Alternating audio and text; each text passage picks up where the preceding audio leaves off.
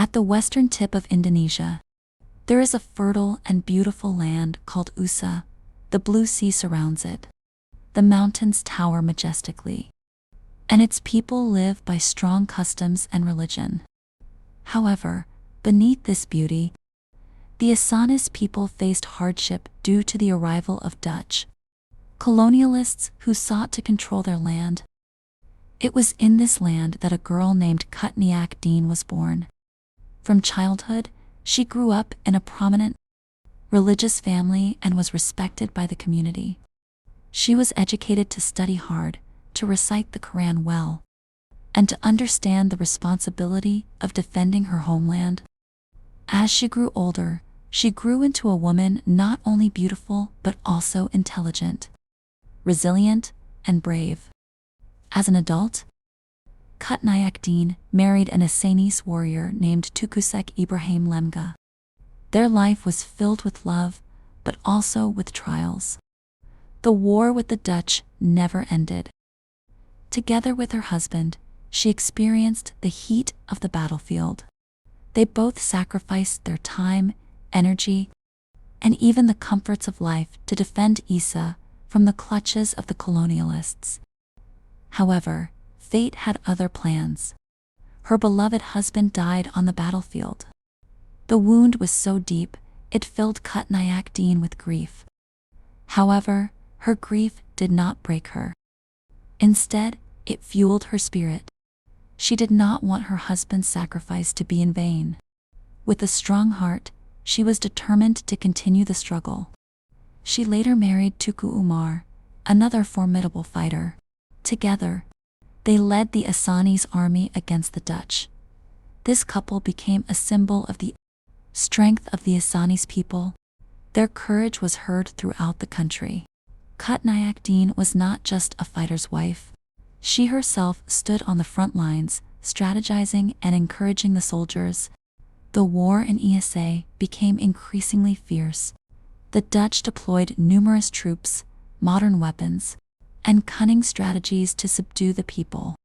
However, the spirit of resistance never waned. For behind the ranks of the fighters stood a figure who always fueled their spirits, Cut Nyak Dhien.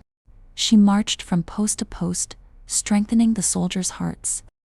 She was never afraid, even though gunfire rang out daily.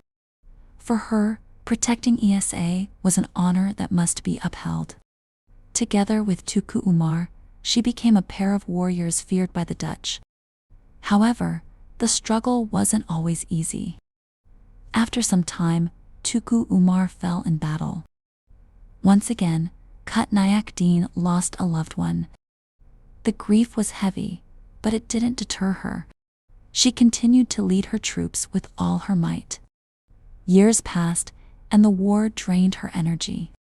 Cut Nyak Dhien grew older, her body growing frail, but her spirit remained strong.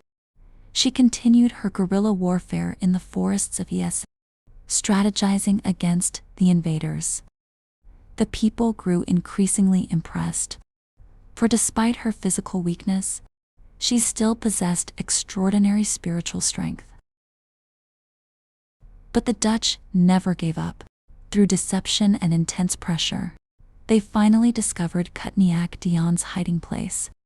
Dutch troops arrived, and although she tried to resist, her deteriorating health left her unable to fight back.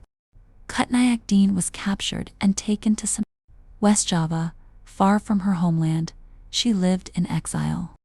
Her body grew increasingly frail. Her eyes gradually lost their luster, until she finally died in her homeland. The news filled the Acehnese people with grief, but also with pride.